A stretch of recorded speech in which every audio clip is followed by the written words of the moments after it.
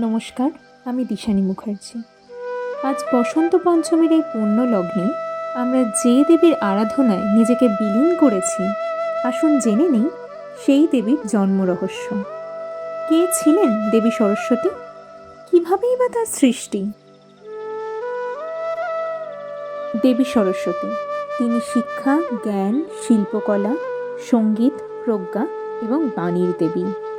তিনি মহাবিশ্বের সৃষ্টিকর্তা ব্রহ্মার স্ত্রী এবং স্ত্রী দেবীর সরস্বতী লক্ষ্মী পার্বতীর একজন।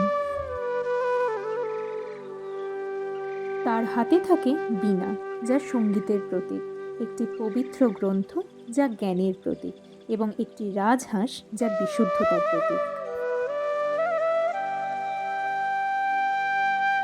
দেবী ভাগবত পুরাণ অনুসারে পরম ব্রহ্মের অংশ থেকে তিনি বিষ্ণুর জিহ্বার অগ্র থেকে উৎপন্ন হন। ব্রহ্মা যখন জ্ঞান ও উইজডমের জন্য আকুল ছিলেন, তখন তার মুখ থেকে সরস্বতীর জন্ম হয়। সবচেয়ে প্রচলিত কাহিনী অনুসারে ব্রহ্মা যখন মহাবিশ্ব সৃষ্টি করতে যাচ্ছিলেন, তখন তার জ্ঞানের অভাব বোধ করেন। তখন দেবী স্বয়ং ব্রহ্মাকে সৃষ্টির সাহায্য করেন, কিন্তু পুরাণ অনুসারে তিনি ব্রহ্মার পত্নী রূপেও পূজিত হন। অন্য একটি কাহিনী অনুযায়ী সৃষ্টির সময় শ্রীকৃষ্ণের শক্তির ডগা থেকে দেবী সরস্বতী আবির্ভূত হন।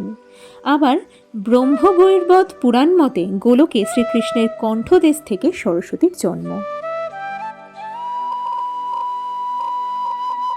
ঋগ্বেদে তিনি পবিত্র সরস্বতী নদীর অধিষ্ঠাত্রী দেবী হিসেবে প্রথম আবির্ভূত হন।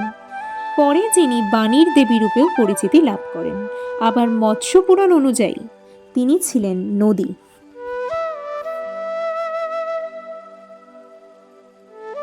ব্রহ্মা সরস্বতীকে দেখে তার প্রতি আকৃষ্ট হন এবং তাকে বিয়ে করতে চেয়েছিলেন, কিন্তু দেবী সরস্বতী তাতে রাজি হননি।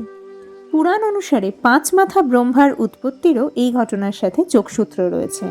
সরস্বতী ব্রহ্মার দৃষ্টি এড়াতে চাইলে ব্রহ্মা তার দিকে সর্বদা দৃষ্টি রাখবার জন্য 5টি মাথার সৃষ্টি করেন।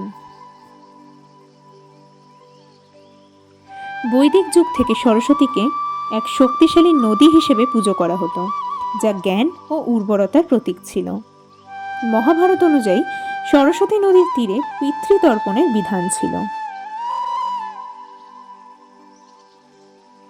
রামায়ণের ঘটনা অনুসারে রাবণ, বিভীষণ ও কুম্ভকর্ণের তপস্যার সময় ব্রহ্মা যখন কুম্ভকর্ণকে বর দিতে যাচ্ছিলেন, তখন দেবগণের অনুরোধে দেবী সরস্বতী তার জিহ্বায় অধিষ্ঠান করেন, যার ফলে ইন্দ্রাসন বা ইন্দ্রের সিংহাসন চাওয়ার বদলে কুম্ভকর্ণ নিদ্রাসন বা ঘুমের আসন চেয়েছিলেন এবং ব্রহ্মা সেই বরই দেন। ফলে তিনি 6 মাস ঘুমিয়ে থাকতেন। তিনি আসলে নির্দেবতম বা দেবতাদের বিনাশ চাইতে গিয়ে দেবীর জিহ্বায় অবস্থানের কারণে কথা জড়িয়ে গিয়ে নিদ্রাবতম বা নিদ্রা চেয়েছিলেন বলে প্রচলিত আছে। দেবী সরস্বতী তার বীণার সুরের মাধ্যমে গন্ধর্বদের মোহিত করে তাদের কাছ থেকে দেবতাদের সোম, যা বেদোক্ত পবিত্র পানীয়, সেই গাছটি ফিরিয়ে এনেছিলেন। পরিশেষে বলা যায়, সরস্বতী পূজা বাঙালির জীবনে আবেগ, সংস্কৃতি ও শিক্ষার এক সুন্দর মিলন। ছোটদের হাতেখড়ি থেকে শুরু করে তরুণদের স্বপ্ন, সবকিছুতেই জড়িয়ে আছে এই পূজা। সরস্বতী পূজা আমাদের শিক্ষা, শৃঙ্খলা ও নৈতিকতার গুরুত্ব স্মরণ করিয়ে দেয়। এই পূজার ঐতিহ্য আজও সমাজে সমানভাবে প্রাসঙ্গিক। বিদ্যার দেবীর কৃপায় আমাদের জীবনে জ্ঞান ও আলোয় ভরে উঠুক, এই কামনাতেই আজকের ভিডিওটি শেষ করছি।